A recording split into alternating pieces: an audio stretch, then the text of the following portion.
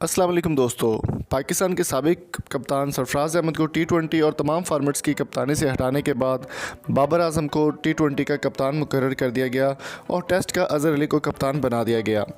बाबर आजम काफ़ी अच्छी फॉर्म में थे, आजकल काफ़ी अच्छी परफॉर्मेंस दे रहे थे, काफ़ी अच्छे तरीके से परफॉर्म कर रहे थे। हर मैच में तकरीबन सेंचुरी 50 उनकी लाजमी तौर पर होती थी।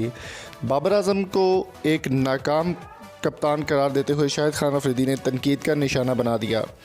शाहिद अफरीदी का कहना था कि बाबर आजम को कप्तान बनाया जाना, एक तो सबसे पहले ये गलत बात है कि कप्तान जो लड़का फॉर्म में हो या जो अच्छे तरीके से परफॉर्म कर रहा हो उसको कप्तान नहीं बनाना चाहिए, क्योंकि वो अंडर प्रेशर हो जाता है। जहाँ तक अफरीदी की ये बात बिल्कुल ठीक भी साबित हुई। अभी बाबर आजम का पहला मैच होगा टी20 जिसमें वो परफॉर्म करेंगे और पाकिस्तान की नुमाइंदगी करेंगे as a captain. Shahid Afridi का कहना था कि बाबर बेस्ट चॉइस नहीं है कप्तानी के लिए। कप्तानी के लिए शुएब मलिक को टी20 का बनाया जा सकता था या फिर इमाद वसीम को भी टी20 का कप्तान बनाया जा सकता था।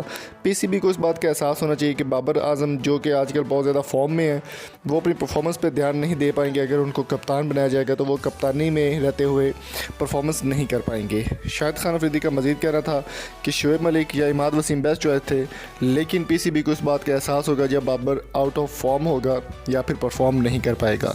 आपकी इस बारे में क्या राय है? कमेंट बॉक्स में अपनी कीमती राय से हमें ज़रूर आगाह कीजिएगा।